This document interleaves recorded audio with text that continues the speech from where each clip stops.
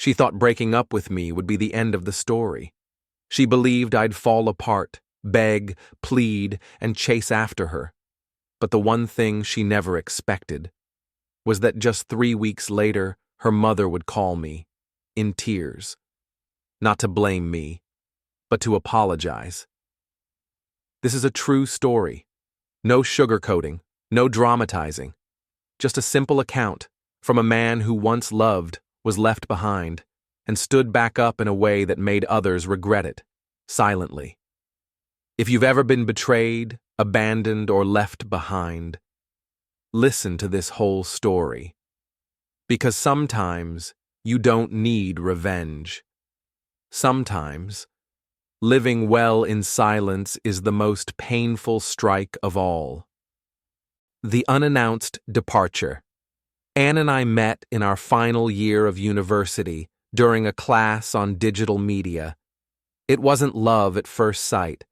We got together in a very ordinary way, like two people who shared the same vibe, liked the same kind of conversation, and slowly grew closer.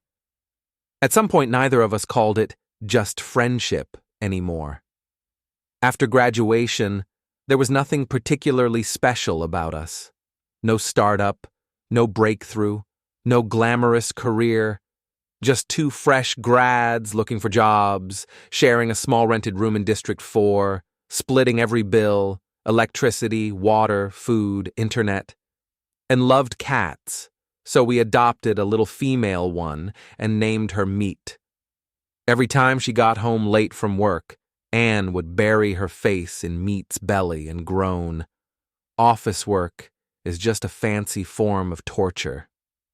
We weren't a perfect couple, but we truly believed we had what it took to get through the toughest phases of life together. Until one Friday afternoon. Just an ordinary afternoon.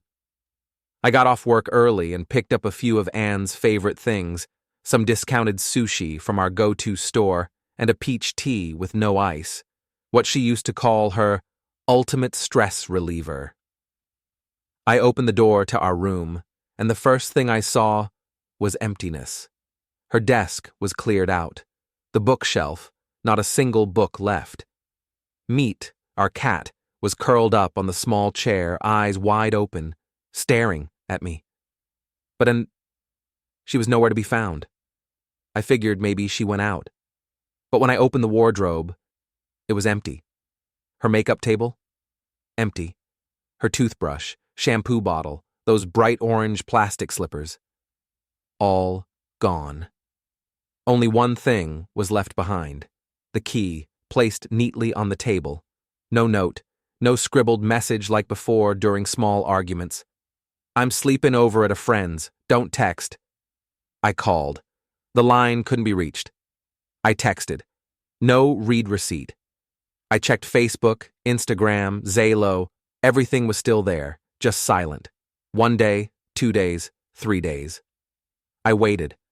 I didn't even know what I was hoping for, but I waited. Then, on the evening of the 3rd day, I got a message. Just one line. I don't think we're right for each other anymore. Hope you understand.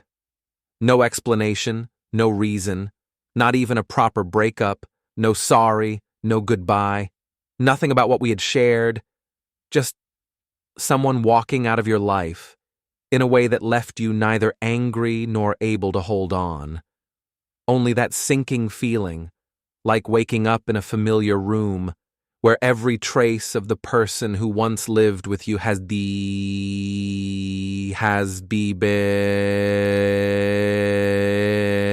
been erased, and worse than the emptiness is not knowing what just happened. When someone suddenly disappears from your life. I used to think I was a strong person, not the cold, emotionless type of man, but someone rational enough to get through a breakup if it came from something concrete, an argument, a clear reason, or even betrayal. But no one ever teaches you how to handle a breakup without a goodbye. It's like walking on a long wooden bridge, and suddenly the bridge disappears the moment you take your next step.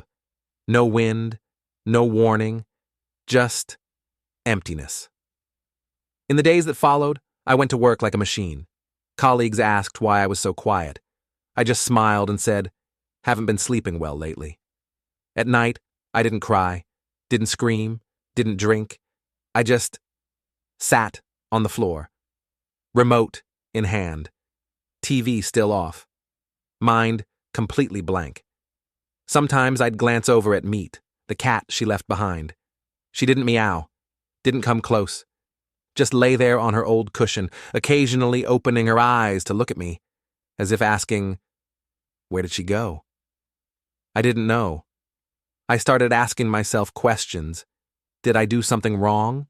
Was I too careless? Or did she meet someone new? I replayed every little detail. The times she pursed her lips when I forgot to buy air freshener. The days she said, "It's okay," but didn't smile. The texts she replied to a bit slower than usual, but everything felt too small, too vague. I couldn't find any reason big enough for someone to just walk away without a word. And eventually I realized I would never know. I didn't tell anyone. Didn't post anything on social media, no sad statuses, no cryptic stories. I just deleted our photos, turned off Facebook's memories feature, unfollowed her. I didn't block her. I didn't need to, because I knew those who choose to leave will find their own exit. And if one day they try to return, that path won't exist anymore. A friend once asked me, "Why didn't you call her? Ask for closure? Try to get her back?" I just smiled, because I understood real love doesn't need chasing. And if someone chooses to leave in silence, then that silence is already the clearest answer of all.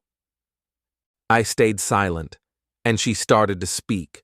More than a week had passed, and I still hadn't replied to any of her messages. Not because I was playing the silent treatment. I wasn't trying to manipulate anyone. I just believed when someone chooses to walk away, I have every right not to reopen the door. On the 10th day, she texted, "Are you okay?" I looked at the message, then turned off the screen. Didn't delete it, didn't reply. I left it there, like a question mark that didn't need an answer. On the 12th day, "Is Met still eating well?"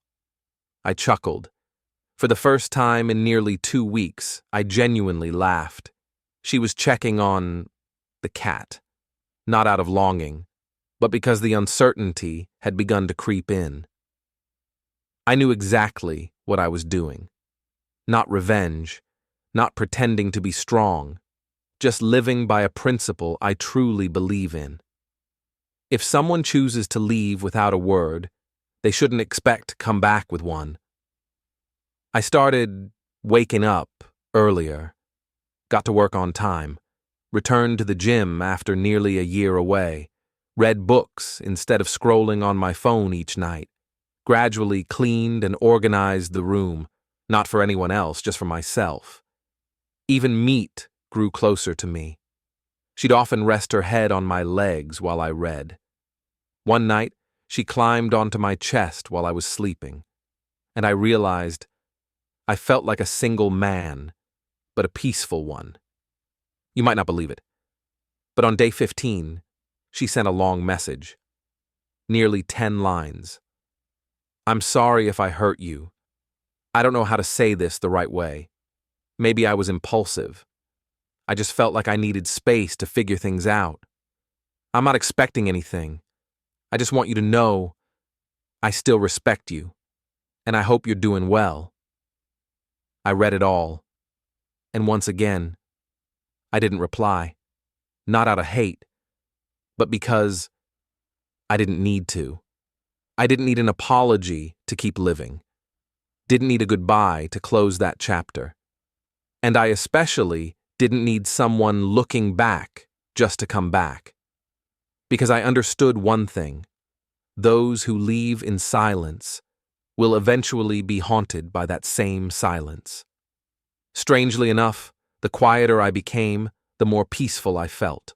No drama, no tears, no shouting, just me and a new life slowly finding its rhythm.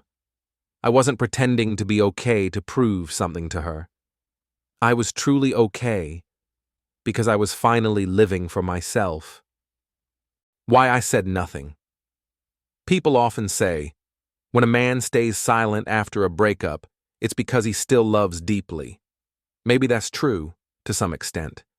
But for me, the silence wasn't about love. It was about having nothing left to say. Honestly. I played it over in my head dozens of times. If Anne called right now, what would I say?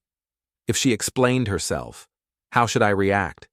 If she apologized, would I forgive her? And the only conclusion I could come to was, none of those words mattered anymore. I didn't stay silent to hurt her. I didn't stay silent to look strong. I was simply holding on to one last piece of respect, not for her, but for what we once shared, because we once had something truly beautiful. We once split a loaf of bread during the last days of the month. We once lay side by side on rainy nights, listening to the soft breathing of our cat. We once dreamed of a tiny apartment with a kitchen, a balcony, and a wooden table. I didn't want to stain those memories with questions like, why did you do this? I didn't deserve this. You've changed. Because truthfully, if someone chooses to walk away without looking back, then every word spoken after that is just an echo from a door already closed. I chose silence, not because I was defeated, but because I had come to understand something. Silence is sometimes the most graceful way to close something that was once beautiful. And if one day she looks back, the one thing she'll remember won't be a man who screamed from heartbreak, but a man who walked away, in silence, with peace, and with dignity. Her mother called me and cried. It was a Thursday afternoon. I was sitting at work when my phone rang. A landline number popped up, unfamiliar, not saved. I almost didn't pick up, but something, a gut feeling, made me answer. Hello, I'm listening. A woman's voice came through slowly, a bit hesitant, a bit familiar. Hi, it's me, her mom. I froze. Anne's mother. For the first few seconds, I said nothing. My throat tightened, not from emotion, but from confusion. Why was she calling me now? Hello, ma'am. I tried to keep my voice steady, and then she started crying, not sobbing, just soft, broken sighs and long pauses between trembling breaths.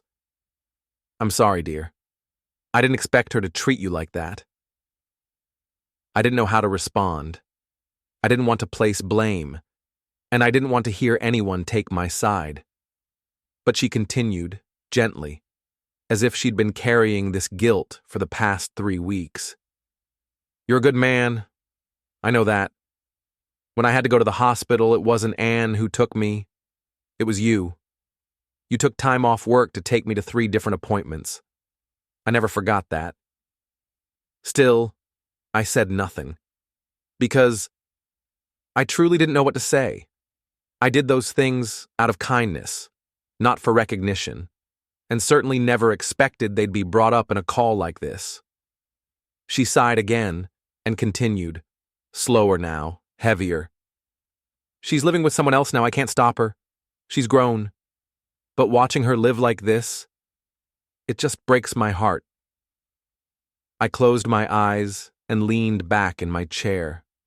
She didn't go into detail, but I could picture it clearly.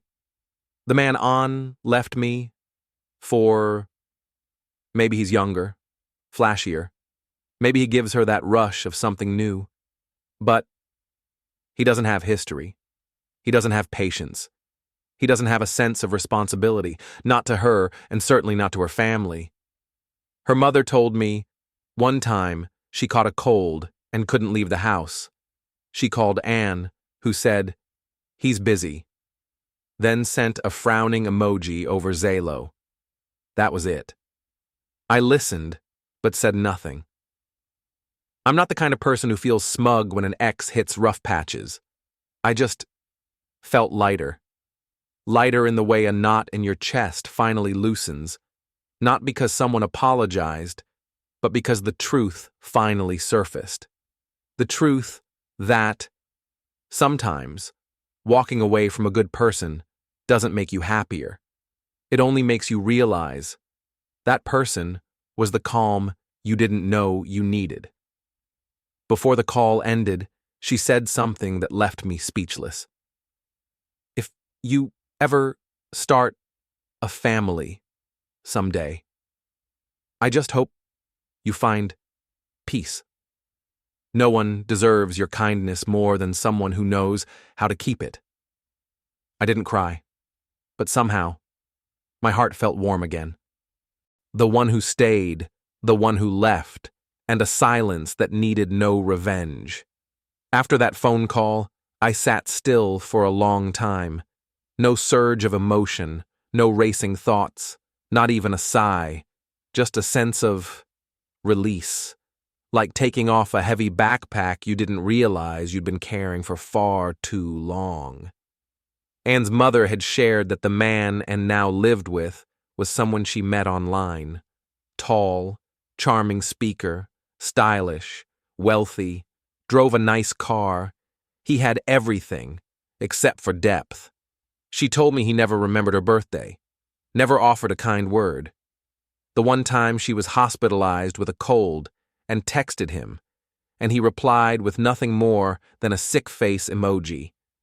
Then, silence, and forced a smile, pretending it was nothing. But her mother couldn't pretend. I listened, and just smiled softly. Not a bitter smile, but the kind of smile that comes from someone who let go long ago. No gloating, no satisfaction, no feeling of winning, just a quiet sense of gratitude. Because sometimes losing someone is actually life-saving you from a long-term mistake. I didn't go back. I didn't reply. I didn't dig for updates. I didn't need to make a point. Didn't need to prove I was doing better. Didn't need to make anyone regret anything. I knew that my silence held more weight than any angry words ever could. 2 years later, a night in October, I was lying on the sofa, listening to instrumental music on Spotify, when my phone lit up. A message from that old number. "How are you? I dreamed about you. Mom still talks about you." I read it, didn't reply, didn't delete it, just quietly turned off the screen. And in that moment, I realized something simple. I no longer needed that story, and I was no longer the lead character in someone else's memory. I had stepped into a new chapter, and she wasn't in it. If you're hearing this right now, and you're the one who was left behind, the one who was betrayed, the one people called weak because you didn't beg someone to stay, let me tell you something. There is nothing stronger than silence. Silence. Not to suffer, but to protect your dignity. Silence. Not for revenge, but to walk away in peace. Because when you choose silence, you're telling the world and yourself that you deserve better. And you don't owe that truth to anyone.